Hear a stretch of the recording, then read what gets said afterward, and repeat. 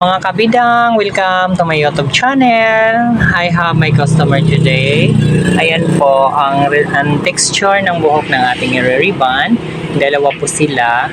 Virgin hair po yan at damage po yan dahil sa shampoo ng mga maanghang na mga shampoo. Dahil hindi po yan pwede kapag nare-ribbon ka na, di ba?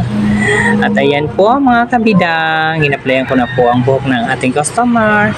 Kailangan lang po natin yan ibabad ng almost 1 hour dahil virgin po ang buhok niya at i-check na lang natin kapag hindi pa siya luto.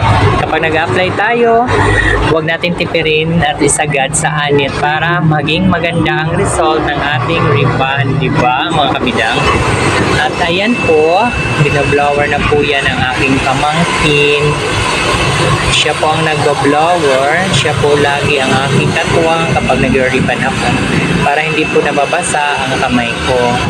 Ayan, pagkatapos niyan, i-blower ng aking pamangkin, paplansyahin na po natin yan. Di ba mga kabidang?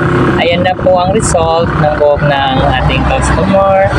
Tapos lang po yan, i-blower. At saka proceed na tayo sa pagpaplansya mga kabidang. At ayan na po, hindi ko na po ipinakita sa inyo kung paano ko po siya plansyahin. Ayan po ang naging result niya mga kabidang. At after po niya, bababad ko lang papahinga natin ng 5 minutes. At pagkatapos, mag-apply tayo ng hair treatment. Ayan po ang pamangking ko, in-applyan na po niya yung isa dahil di po pwede na mabasa ang kamay ko. Siya po nag-apply at saka ako ang magpa-plansya niya, hindi po siya. Sa pag-apply lang po yan nating pinaubaya sa kanya dahil alam naman niya.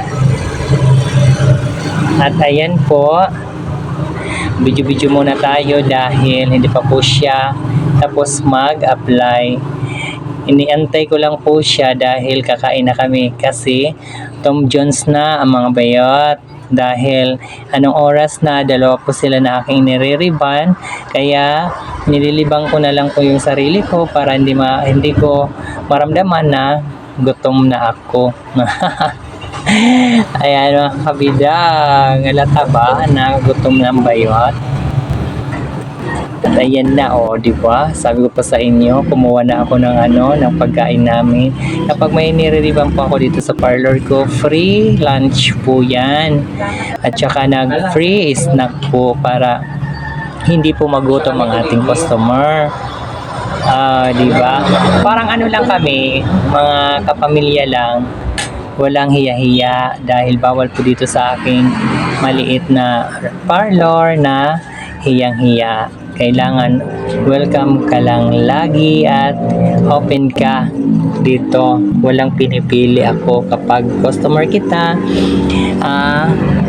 Kailangan ang treatment natin maganda, di ba? Para maraming customer na bumalik. At saka kapag nagre-ribbon tayo, ayusin naman natin at gandahan para maging bumalik po sila dito at saka ma-amaze ng ating mga gawa. Ayan po, subong-subo na ako. Tumayo kasi ako kasi sakit na ng puwet ko dahil sa kauupo. Diba? One eternity later. Kaya kakain muna ako. At ayan po, tapos na ako kumain. In-applyan ko na po yung customer ko ng hair treatment. Tapos na po ang isa. Ayan po, nagpahinga na po siya. Inaantay na lang po niya yung kasama niya. Diba? Nabutan na kami ng gabi dahil hindi basta-basta mag-ribbon. Lalong-lalo na pag virgin hair at saka makapal ang buhok. Kailangan talaga natin na ibabad ng maigi. At saka i-check natin lagi kung okay na siya o hindi pa para ma-reapplyan ng medisina. Diba? Dahil ang pagre-ribbon ay hindi minamadali. Kailangan A few moments later. at tiyaga para gumanda ang hair. At ayan, binabaran ko na ang yung isa dahil tapos na po ako nagplansya. Binabad ko po siya treatment po yan. Hair cellophane treatment. Kailangan i-massage natin para mag-absorb o kumapit maigi ang treatment sa buhok niya para maging shiny at malambot ang buhok ng ating customer at hindi siya magaspang. Di ba mga kabidang? At ayan na po ang naging result ng ating customer. Thank you very much dahil maganda po ang naging outcome ng hair nila. Super ganda, super lambot, at makintab po yan. Sa hindi pa po nakaka-subscribe sa YouTube channel ko, mag-subscribe na po kayo at i-follow nyo po yung Facebook page ko, Rob Vinoy Vlog. Ayan po. Ayan, inimas-imas ko po siya dahil nagandahan po ako ng buhok nila at super happy po ako kasi ganito po ang naging trabaho ko. Kapag maganda po ang result ng trabaho ko, super saya po ako niyan dahil napaganda ko po ang buhok nila. Di ba? Ayan oh. Makapal po yan ang mga buhok nila, super kapal at kinky at saka damis talaga yan dahil maraming putol-putol na mga buhok.